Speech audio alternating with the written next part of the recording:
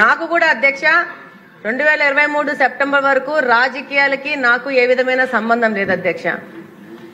చంద్రబాబు నాయుడు గారు కడపలో ఒక మహిళను పోటీ చేయించాలా అని చెప్పేసి మొదటిసారి స్వాతంత్రం వచ్చినాక ఒక మహిళకు అవకాశం ఇచ్చిన సందర్భం అధ్యక్ష.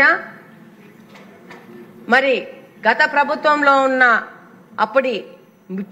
అప్పటి ఎమ్మెల్యేలు ఇప్పుడు మాజీ ఎమ్మెల్యేలు ఏ విధంగా నన్ను ఫేస్ చేయలేక నా గురించి పర్సనల్ కామెంట్స్ చేయడము, సోషల్ మీడియాలో నా గురించి ట్రోల్ చేయడము, ఈ రోజుకు కూడా ఆ ట్రోల్స్ వెన్నంటుతూ మానసికంగా బాధ పెట్టే విధంగా వాళ్ళు సోషల్ మీడియాను రన్ చేస్తున్నారు అధ్యక్ష.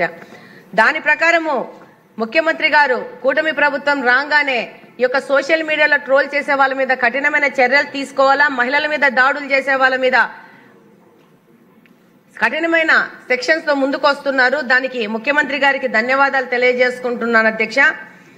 అలాగనే ఈరోజు కూటమి ప్రభుత్వం వచ్చినాక మహిళలకి ఎన్నో పథకాలు, ఒంటరి మహిళల పింఛన్లు గాని, వితంతు పింఛన్లు గాని చాలా పథకాలు తీసుకొని వచ్చినారు అధ్యక్ష. అలాగనే మహిళల కోసము డ్వాక్రా గ్రూపులు గాని, అంగన్వాడీ కేంద్రాలు గాని, ఆశా వర్కర్లు గాని వీళ్ళందరినీ తీసుకొచ్చి ఈ మధ్యనే ఆశా వర్కర్లకి వాళ్ళకి 62 సంవత్సరాలకు వాళ్ళకి రిటైర్మెంట్ పెంచి, వాళ్ళకి మెటర్నిటీ లీవ్ కోసం 6 నెలలు పెంచి ఈ విధంగా మహిళలకు తోడుగా ఈ ప్రభుత్వం నడుస్తోంది అధ్యక్ష. దానికి ముఖ్యమంత్రి గారికి మరొకసారి ధన్యవాదాలు తెలియజేసుకుంటున్నాను అధ్యక్ష. టోటల్ గా ఈ పథకాలన్నీ మహిళలు బాగా ఉంటేనే ఈ సమాజం బాగా ఉంటది, వాళ్ళ ఆరోగ్యం అనేది చాలా ముఖ్యమనే ఉద్దేశంతోనే ఈ రోజు ఈ కూటమి ప్రభుత్వము మహిళలకి ముఖ్య ప్రాధాన్యత ఇస్తున్నారు అధ్యక్ష. మహిళ బాగుంటేనే సమాజం బాగుంటది, సమాజం బాగుంటేనే యొక్క ఆర్థిక పురోభివృద్ధి అనేది జరుగుతుందని చెప్పేసి ఉద్దేశంతో ముందుకెళ్తా ఉంది అధ్యక్ష.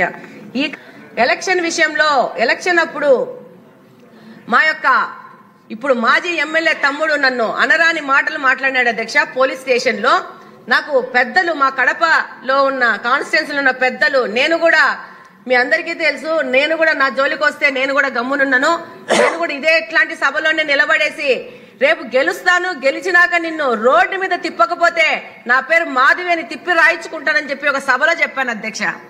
చెప్తే యంగ్స్టర్స్ అందరూ బాగా మాధవక్క బాగా మాట్లాడింది అన్నారు. పెద్దోళ్ళు ఉంటారు, పెద్దోళ్ళు వాళ్ళకి అనుభవం డెఫినెట్ గా ఎక్కువగా ఉంటది, వాళ్ళు ఏమన్నారు అట్లా మాట్లాడకూడదు కదా, పెద్ద ఫ్యామిలీ నుంచి వచ్చింది కదా, అలా మాట్లాడకూడదు అని చెప్పారు అధ్యక్ష. నాకు ఫోన్లు చేసి పర్సనల్ గా వచ్చి నేను ఒకటే అంటున్నాను అధ్యక్ష, మహిళలకు అందరికీ చెప్తున్నాను, ఎవరన్నా మన మీద దాడి చేస్తే మా నాన్న వస్తారు, మా అన్న వస్తాడు, మా తమ్ముడు వస్తాడు, నన్ను కాపాడతాడు అనే ఆలోచనను వదిలేసి మనకు దెబ్బ తగిలింది, నొప్పి మనం భరించాము. ఒక కుక్క వచ్చి మనల్ని కాటేస్తే వెంటనే కిందన్న రాయి తీసుకొని కొడతామా లేదా? కాబట్టి మనకి ఏ పోలీసు వ్యవస్థ గాని ఇంకోటి గాని అవసరం లేదు. మనకు 2 చేతులున్నాయి. ఒకడు నన్ను మాట్లాడితే నాకు మాట్లాడే కెపాసిటీ ఉంది, ఒకడు నన్ను కొట్టడానికి వస్తే వాడు 2 కొట్టి నేను ఒక్కటన్నా కొట్టగలుగుతాను.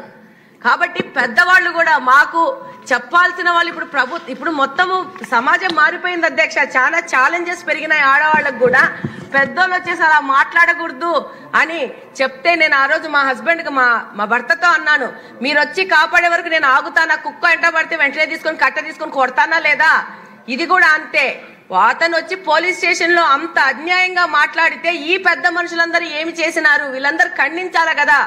అదే రోజు అదే పెద్దింటి కోడలైనా నన్నే మాట్లాడినప్పుడు పెద్ద మనుషులందరూ వచ్చి ఖండించాలా? ఖండించలేదు. ఎందుకు ఖండించలేదంటే అధ్యక్ష, ఆ రోజున్న వైసీపీ ప్రభుత్వానికి భయపడి ఎవ్వరూ బయటికి రాలేదు. కాబట్టి నేను మహిళలకు చెప్తాను, వీఆర్ సెల్ఫ్ సఫిషియెంట్, మనం ఎవరికి తక్కువ కాదు.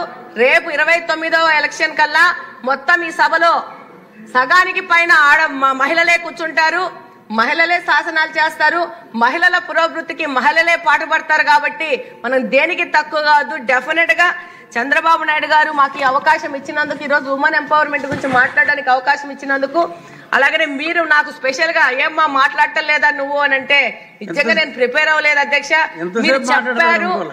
మీరు చెప్పారు వెనక వెంకటరామన్న మీరు మాట్లాడకపోతే ఎట్లమ్మా అని చెప్పేసి, ఆయన గాని థామస్ అన్న గాని కిషోర్ అన్న గాని పక్క నుంచి వచ్చి మాట్లాడకపోతే ఎట్లమ్మా అంటే ఇప్పుడు మాట్లాడాల్సిన అవసరం వచ్చింది. ఈ అవకాశం ఇచ్చినందుకు ధన్యవాదాలు అధ్యక్ష.